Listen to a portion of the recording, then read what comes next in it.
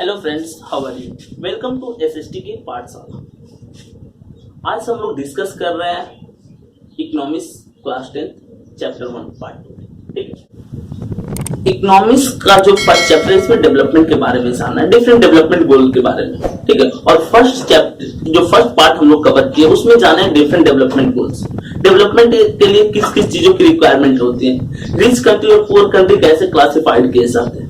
इसके साथ साथ हम लोग जाने थे कि मनी जो है हर रिक्वायर्ड चीज को नहीं परचेज कर सकता। ठीक है, मनी एक जरूरी है, इनकम जरूरी है डिफरेंट रिक्वायरमेंट्स को फुलफिल करने के लिए। ठीक है, लेकिन बस मनी ही जरूरी है ऐसा नहीं है। मनी के अलावा और भी डिफरेंट चीजें होती है जिसकी रिक्वायरमेंट होती है एक क्वालिटी लाइफ स्पेंड करने के लिए। ठीक है, सो पार्ट 2 में जो इसके डिफरेंट पॉइंट है कि किसी भी कंट्री के डेवलपमेंट के लिए, ठीक है, किन किन चीजों की रिक्वायरमेंट होती है उस रिक्वायरमेंट को हम लोग यहाँ पे जानेंगे। ठीक है, सो फर्स्ट पॉइंट है आपका आईएमआर, जिसका मीनिंग होता है इन्फेंट मोर्टेलिटी रेट। ठीक है, IMR infant mortality rate meaning क्या होता है इसका, किसको आईएमआर कहते हैं? आईएमआर का मीन्स होता है कि पर 1000 बच्चे, ठीक है, जो 1 ईयर के हो या 1 ईयर से कम के हो, किसी पर्टिकुलर एरिया में पर 1000 बच्चे जो 1 ईयर से कम के हो, ठीक है, उनकी नेचुरल डेथ कितनी होती है वो शो करता है आपका आईएमआर को। नेचुरल डेथ का मीन्स कि अगर न्यूट्रिशन की कमी से हो रहा है या जो डिफरेंट बेसिक फैसिलिटीज है उसकी कमी से हो रहा है वो नेचुरल डेथ में आएगा। ठीक है, सो आईएमआर जो है वो क्या शो करता है, तो पर 1000 चाइल्ड को शो करता है जो 1 ईयर के कम के। अच्छा, हम लोग एक चीज देखते हैं कि उन स्टेट में आईएमआर जो है काफी ज्यादा होता है, जो बच्चे हैं वो मरते काफी ज्यादा है। सपोज ये 1000 बच्चे में 40 बच्चे अगर मर गए, उनका नेचुरल डेथ हो गया, तो उस स्टेट का आईएमआर जो है वो 40 होगा। बिहार का आईएमआर बहुत ही बेकार है, मींस पर 1000 जो बच्चे हैं वो काफी ज्यादा मरते हैं यहाँ। सो किसी भी स्टेट या कंट्री का आईएमआर तब खराब होता है जब उसका हेल्थ फैसिलिटी जो है डैमेज होता है। अगर उसके पब्लिक यानी कि गवर्नमेंट हॉस्पिटल प्रॉपर वर्क नहीं कर रहे उस स्टेट के या उस कंट्री के, तो उस सिचुएशंस में आपका आईएमआर डैमेज होता है। और बिहार का आईएमआर सबसे ज्यादा खराब है क्योंकि बिहार में जो गवर्नमेंट फैसिलिटीज है, जिसको हम लोग पब्लिक फैसिलिटी कहते हैं, वो थोड़ा सा भी नहीं है। ठीक है, काफी ज्यादा कंडीशन खराब है, सो बिहार का आईएमआर सबसे बेकार है। ठीक है, एक क्वेश्चन आता है आपका लिटरेसी रेट। ठीक है, लिटरेसी रेट का मीनिंग क्या होता है? लिटरेसी रेट का मीनिंग होता है कि अगर सपोज किसी की 100% है और 100% 7 ईयर से ज्यादा वाले जो है, कितने लोग जो है लिख लेते हैं, प्रॉपर जो रिक्वायरमेंट्स होती है लर्निंग और राइटिंग कैपेसिटी 7 इयर्स के बाद वाले कितने लोगों के पास है, वो आपका लिटरेसी रेट को शो करता है। इस लिटरेसी रेट में भी वही स्टेट आगे रहेंगे जिसके पास पब्लिक फैसिलिटीज यानी कि गवर्नमेंट स्कूल प्रॉपर वर्क कर रहा है। ठीक है, जैसे कि कंपेयर करेंगे हम इंडिया में दो स्टेट के बारे में जिसमें कि एक का लिटरेसी रेट काफी ज्यादा हाई हो और एक का लो हो, तो हाईएस्ट लिटरेसी रेट किस स्टेट का है? हाईएस्ट लिटरेसी रेट है केरला का, अप्रॉक्स 94%, क्योंकि उसका पब्लिक जो रिक्वायरमेंट्स है, सो उसके जो गवर्नमेंट स्कूल है वो काफी अच्छा वर्क करते हैं, सो उसका लिटरेसी रेट 94% है। बट बिहार में government school proper school teacher भी नहीं पहुंचते हैं स्कूल में, कोई बेसिक फैसिलिटीज नहीं है, सो बिहार का लिटरेसी रेट काफी कम है, अप्रॉक्स 62% है। ठीक है, नेट अटेंडेंस रेशियो क्या होता है? नेट अटेंडेंस रेशियो होता है, एक तो बिहार में जैसे प्रोसेस चलता है कि स्कूल में एडमिशन रहता है, बच्चे का स्कूल नहीं जाता, वो घर में अपना कोई काम कर रहा है, स्कूल में उसका नाम चल रहा है, जाकर एग्जाम देता है, ऐसे एक प्रॉपर स्टडी पैटर्न नहीं होता है। नेट अटेंडेंस रेशियो का मीन्स होता है कि 14 to 15 ईयर्स के जो चिल्ड्रन है, कितने चिल्ड्रन स्कूल अटेंड कर रहे हैं, ये आपका नेट अटेंडेंस रेशियो को शो करता है। 14 से 15 इयर्स के कितने चिल्ड्रन जो है स्कूल अटेंड कर रहे हैं, ये किस चीज को शो करता है? नेट अटेंडेंस रेशियो को शो करता है। और नेट अटेंडेंस रेशियो जो है, ठीक है, उन्हीं स्टेट का अच्छा रहेगा जिनकी गवर्नमेंट फैसिलिटी अच्छा वर्क कर रहा है। इनके गवर्नमेंट स्कूल जिसमें प्रॉपर आपको बोल सकते हो कि अच्छा रूल हो कि नहीं, हर किसी को, हर किसी का अगर एडमिशन है तो हर किसी को आना जरूरी है। सो इस सेंस में नेट अटेंडेंस रेशियो उन्हीं स्टेट का अच्छा होता है जिनकी लिटरेसी रेट अच्छी होती है। बच्चे स्कूल जाएंगे तब तो पढ़ेंगे।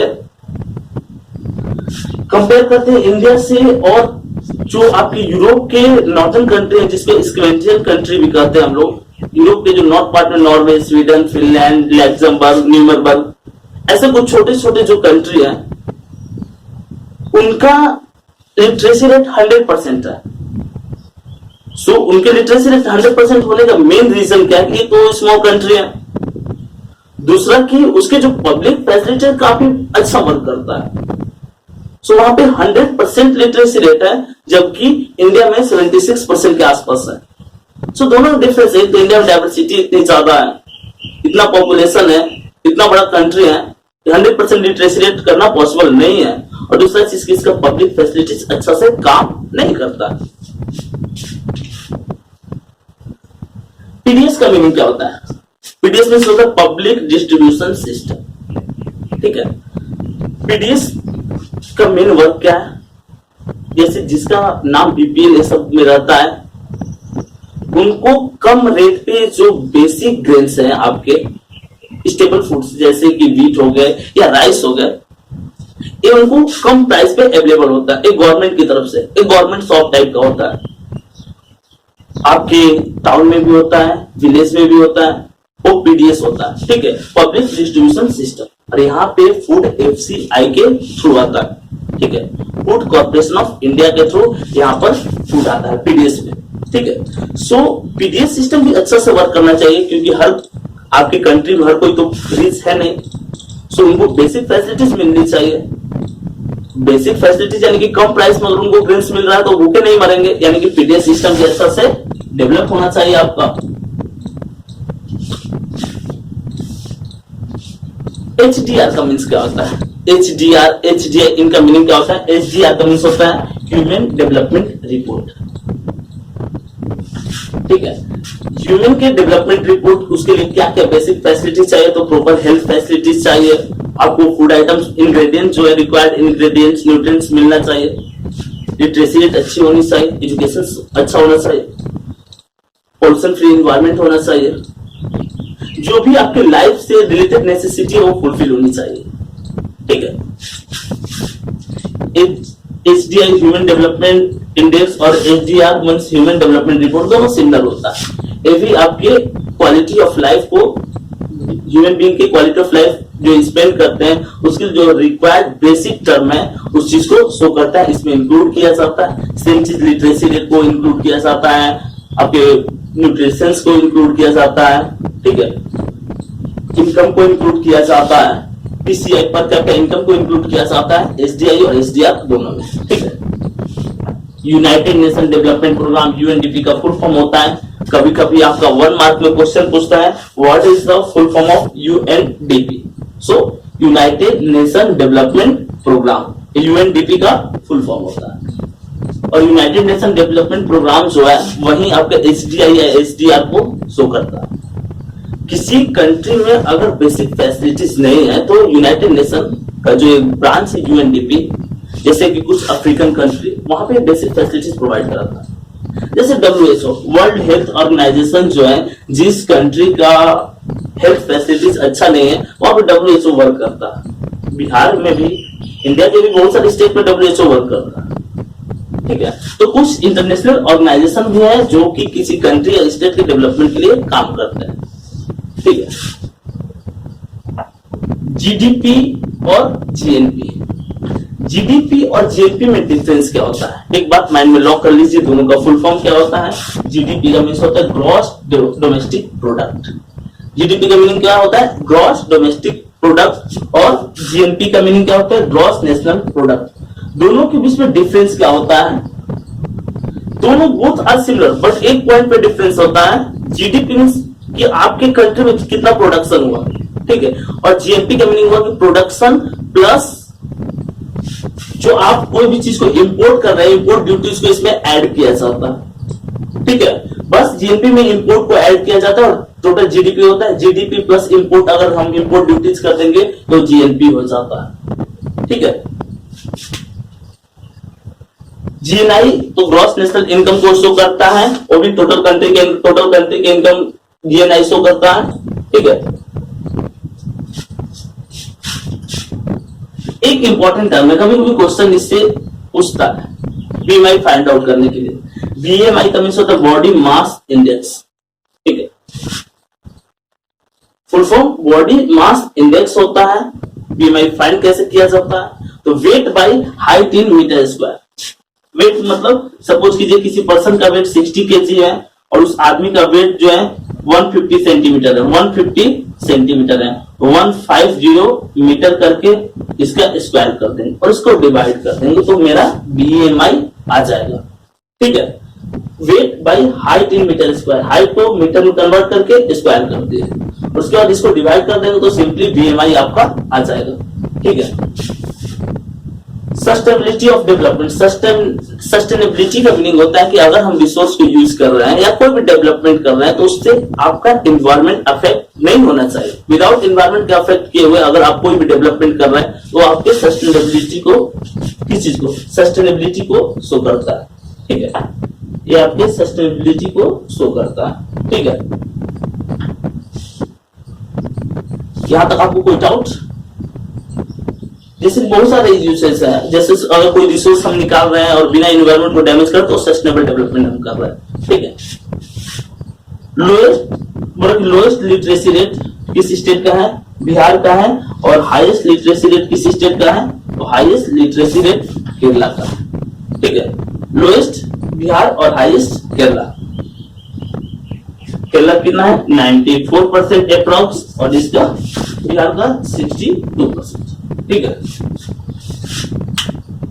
when it is helpful to fulfill the needs of human being without harming the ability of the future generations, means कि जो भी हमारे पास रिक्वायर्ड रिसोर्स है हम अगर उसका यूज कर रहे हैं, एक तो इन्वायरमेंट को डैमेज नहीं कर रहे हैं और अपने फ्यूचर जनरेशन के लिए भी कुछ बचा करके रख रहे हैं, तो ऐसे पॉइंट्स को सस्टेनेबल डेवलपमेंट या सस्टेनेबिलिटी बोला जाता है।